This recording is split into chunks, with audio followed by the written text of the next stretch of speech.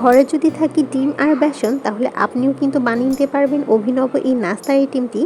বিকেলে কিংবা সন্ধ্যা চায়ের সাথে কিন্তু একেবারেই জমে যাবে। সবাইকে জানাচ্ছি আরও একটি নতুন রেসিপিতে স্বাগতম। আর যারা নতুন বন্ধু আছেন তাদেরকে বলছি অবশ্যই সাবস্ক্রাইব করে পাশেই থাকবেন। Hello everyone, welcome to cook and cook.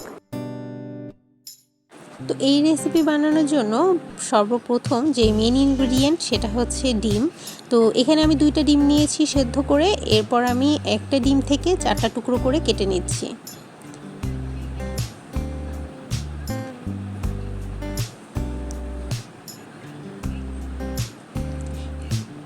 এবার আমি এই সবগুলো ডিমকে একটা পাত্রে উঠিয়ে রেখে এটাকে আমি এবার সাইডে রেখে দিয়ে চলে যাচ্ছি আমাদের নেক্সট স্টেপে।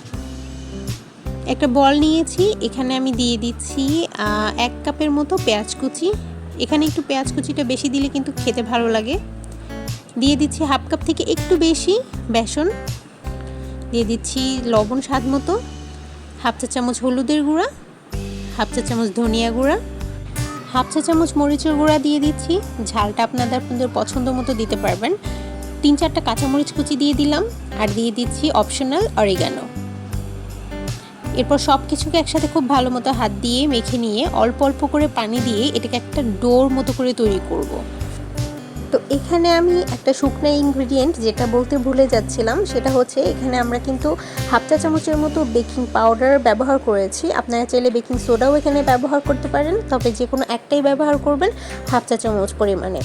আর এবার সব কিছুকে একসাথে খুব ভালো মতো মেখে নিয়ে অল্প অল্প করে পানি দিয়ে এরকম একটা স্মুথ ডোতে যখন আসবে তখন আমরা এখানে দিয়ে দিচ্ছি 1 টেবিল চামচের মতো টমেটো সস। এবার খুব ভালো মতো এটাকে আমরা মাখিয়ে নিচ্ছি। তো এটা দেখতেই পাচ্ছেন, এটা কিন্তু ডো হয়নি, এটা জাস্ট একটা ময়ানের মতো হয়েছে, একদম স্টিকি টাইপের যেহেতু বেসন। তো এখানে আমরা হাতটা খুব ভালো মতো ধুয়ে আমি এখানে সামান্য একটু তেল হাতে মাখিয়ে নিলাম।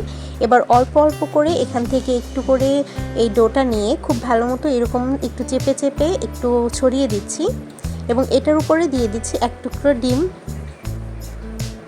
এবার খুব ভালো মতো এটাকে কভার করে দিব।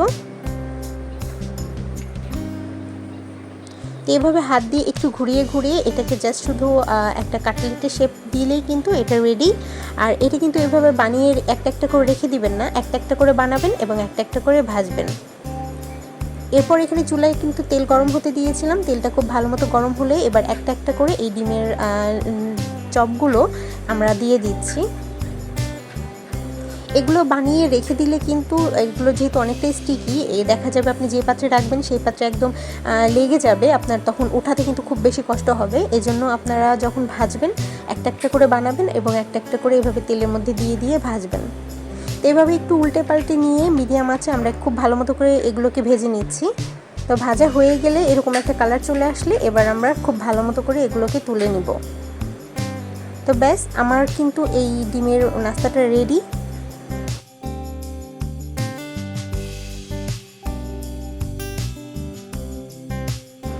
তো রেসিপিটি কেমন লাগলো অবশ্যই কিন্তু আমাকে জানাতে পারেন কমেন্টের মাধ্যমে। আর ভিডিওটি ভালো লাগলে অবশ্যই লাইক করে যাবেন। চাইলে কিন্তু রেসিপিটি আপনার ফ্রেন্ডস এবং ফ্যামিলি সবার সাথে শেয়ার করতে পারেন। আর যারা নতুন বন্ধু আছেন তাদেরকে বলছি, ভিডিওটি ভালো লাগলে অবশ্যই কিন্তু সাবস্ক্রাইব করে পাশে থাকবেন, পাশে থাকা বেল আইকনটি প্রেস করে রাখবেন যাতে নতুন নতুন রেসিপি আসার সঙ্গে সঙ্গে আপনাদের কাছে নোটিফিকেশন চলে যায়। তো আজকের মতো এখানেই বিদায় নিচ্ছি, দেখা হবে নেক্সট ভিডিওতে নেক্সট কোনো রেসিপির সঙ্গে। ততক্ষণ পর্যন্ত সবাই ভালো থাকবেন, সুস্থ থাকবেন, দেখা হবে। আল্লাহ হাফেজ।